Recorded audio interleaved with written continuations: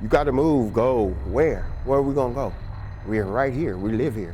We had a lot of fires that when you wake up from a dead sleep sounds like gunshots and fighting. One of the greatest challenges I face every day is having a lack of privacy. It's reality. I can't hide who I am. It just came in and threw people's stuff away like it was nothing. You're garbage.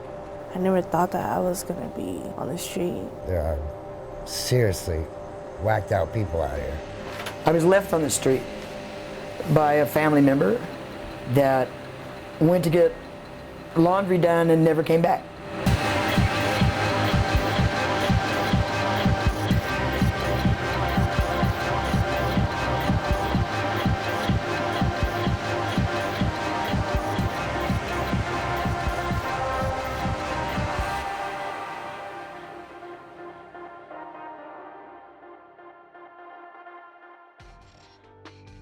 It's like every homeless people have a story.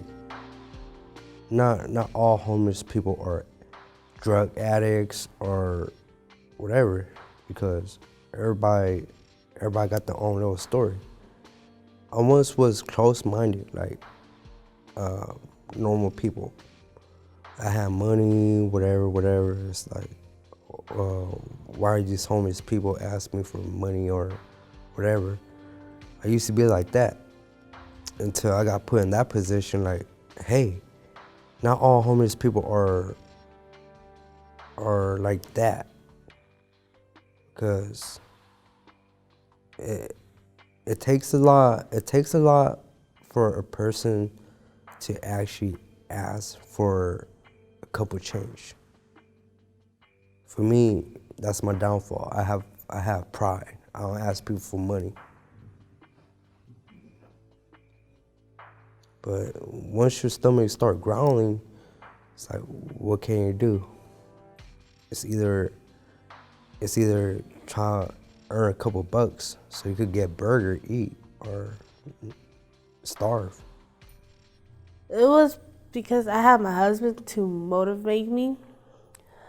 I was giving up everything. I was giving up on him too. And I actually told him that I wanted to walk away from him. I want him to leave me alone. Get out of my life, let me just struggle by myself. But he said that everybody goes up and down in life. Maybe this is another road for us.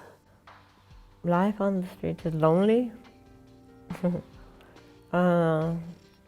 I say lonely because that's how I feel sometimes. After my sister and mother died, I was out there. I felt like I was all alone. I didn't have any friends. My friends were my sister and my mother. You know, those are my best friends. But when my mother died, I just didn't care. I didn't care what would happen to me. My sister died the next year after my mother passed away. She had congested heart failure. My mom had a pacemaker. And my sister was shot. I have schizophrenia. And obsessive compulsive disorder. But I'm waiting for housing. They're helping me this time to try to get housing, to try to find an apartment that's low income, that will work with my kind of income, you know, which is practically nothing. I lived at the POV. I lived in the Village of Hope. Slept in a sleeping bag outside on the street, slept on a bench, slept downtown in the Fulton Mall on their nice fake grass. You know, just anywhere I felt safe. I can't see myself getting high anymore. I can't see myself doing the things that I used to do. Somebody asked me that, well, why do you still stay out here? I'm gonna be like, because I'm already addicted to it. It's like a habit. I'm immune to the streets. It's like crystal meth. It takes over your body. It's just, you're out here so much, constantly out here so much, to the point where you just don't want to get away from it. You gotta stay with it. You gotta keep with it. At 13 years old, I was out on the streets. When I was born, my mom gave me up to foster care. So and I was always running in and out of the foster group homes and stuff. on the streets. Most of the time I stay over here by the tracks. I used to stay over here at the Poverello, but it was all bad for me. You know, I got bipolar. I'm bipolar. I went to a couple mental institutions. I'm not perfect. I'm not perfect. Nobody perfect out here, man. We all been through the same situations.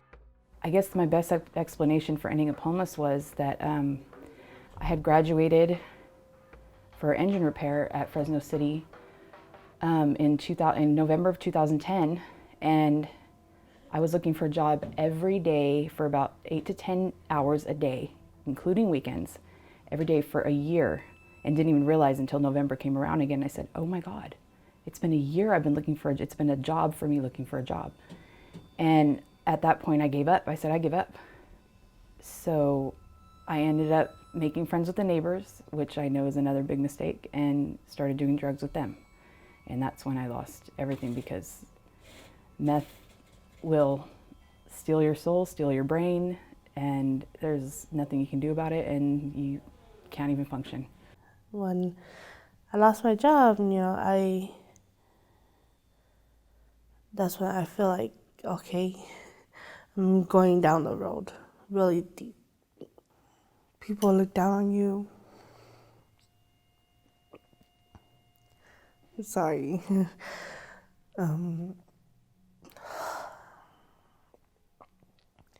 People will give you disgusting look. They'll talk bad to you. They're down. But not everybody's like that. A lot of good people has heart. Currently, I'm living at a village at the Poverello house. Well, for me, the reason why I'm here is I couldn't find more hours at the 2 jobs I had, and I couldn't find any other jobs. But somehow I ended up out here, and through some other relatives I have here in California, they pointed me in the direction of Poverello house, and kind of got me situated here so I can get back on my feet, and hopefully I can get back being in my own apartment again. Right now I live at the Fresno Rescue Mission for 30 days. Before that,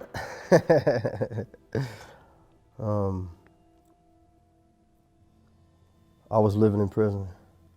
I was in prison for 3 years. When everything changed for me is when my own friends tried to kill me because I started gangbanging. And I was a reputable factor in my neighborhood. So I had a real high ranking in my neighborhood. And when they showed me I was expendable, that's when everything changed for me. The challenges, being homeless, filth. You can't wash your hair. I took baths in the canal, which is sewer water practically. I had to drink it because I didn't have any water. Challenges, and it's all about what's going to happen to you, because regardless of homeless, there were people that came to rob us that had homes. So it's not the other homeless people that you're so much worried about, it's the criminals. Sometimes you hear somebody saying something vulgar. When I walk by, I could hear it sometimes. Somebody will say something disgusting to me, and I just look at them, and because it's a man, and I don't want to tell him, hey, F off, and then have him come up to me and slap me or hit me, because you don't know. What happens is after you put your luggage away, they say, well, come back at 5:45 and be in that line. So I come back 5:45. And that's how it is. If you want a nice warm bed to sleep in, or do you want the cold cement to sleep on? It's your choice. It's going to take an effort of the community to help erase or even solve the problem, because you can't erase people. They're magically not going to disappear. Not everybody that's homeless is an addict. Some of them have mental issues. Some of them just are down on their luck. Life happens. Being harassed by a cop is scary because you never know what they're gonna do to you or say to you. There are good cops, there are bad cops. You know, I met a couple of them are good, a couple of them are bad. They just look at you like you're nothing. When they knocked down the encampments, I didn't have, you know, the sanctuary of my little tent, my area, and I was sleeping downtown. And I was sitting, it was even during the day, and I was just sitting. I had my sleeping bag rolled up, and I was leaning against a tree, you know, and the cop told me that I couldn't rest there. I was born and raised here, and Fulton Mall was my playground. I used to come there when I was a little kid, and I've always leaned back on the, you know, and sat on the grass. And when the cop told me I couldn't do that because he's seen a sleeping bag and a backpack, I was very hurt. The Pavarella was doing surveys about the homeless, and I did the survey. I did it last year, and it didn't go anywhere, but I wasn't really honest with them. In my addiction, I wasn't honest at all, not even with myself, let alone somebody else. I did the survey again in June, and I rated high enough for housing. So today is my first night in my apartment. Yesterday was moving day. The last time I had PG&E in my name was 10 years ago. That speaks volumes. Yeah, imagine that. After the streets, I went to a drug program and then Evangel home for 2 weeks, which didn't work out very well because I was working across town, and because I didn't get home at 5 o'clock, I was kicked out. Some of the challenges I face now are not being able to have my kids.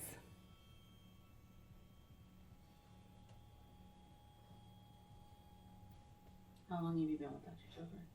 Almost 4 years now. That's the hardest challenge of all. How many children do you have? 2. I have a 10-year-old daughter that's having a lot of problems because of what I put her through. And a 7-year-old boy that lives out of town. So it's hard to even be able to see him. I have 2 kids that are here, but when I get myself situated, then I'll go and look for them and tell them, hey, come on over to my house, you know, I got an apartment or whatever. You know, I miss them a lot, but I don't think Pavarello House is a good place for me to bring my sons over, you know, after I hadn't seen them for like 2 years. You know, I want to be able to be more, to have my place, have an apartment, and then, so I don't look like a bum to them. I'm hoping that 5 years from now, I'll be able to move out of Fresno and to more of a place out in the country with good schools for my kids. My life in 5 years from now, oh man, I want a job really bad. And then, you know, I want to start everything from bottom up again. I feel like if I have a job, doesn't matter anywhere, even doesn't matter if they pay me under table, I'll slowly save and then slowly know how to use my money. And now I experience of being homeless, I'll know how to manage my money more. 5 years from now, I'll be married, I have a bank account, I have a 3-bedroom house, and maybe two good vehicles. If not 1, 2 for sure. A lot of people, females out here, they You know, they get abused and used and stuff out here. Guys, they go through a lot of situations, but the females go through more, you know? So that's the question. Me, I just worry about waking up the next day. Because if I don't, then I'm good. I'm gonna be, my body's a corpse. Okay, just bury me 6 feet under, just throw me down. I learned never to focus too far on the future because it can happen to you within a day's radius. Never focus a day ahead, focus on that day that you're in. Because if you focus too far ahead, man, what's wrong, you can either do life or you can be 6 feet under in the quickness out here. It might not look like it, man, but there's people out here that don't care, you know? What do you hope your life looks like 5 years down the road?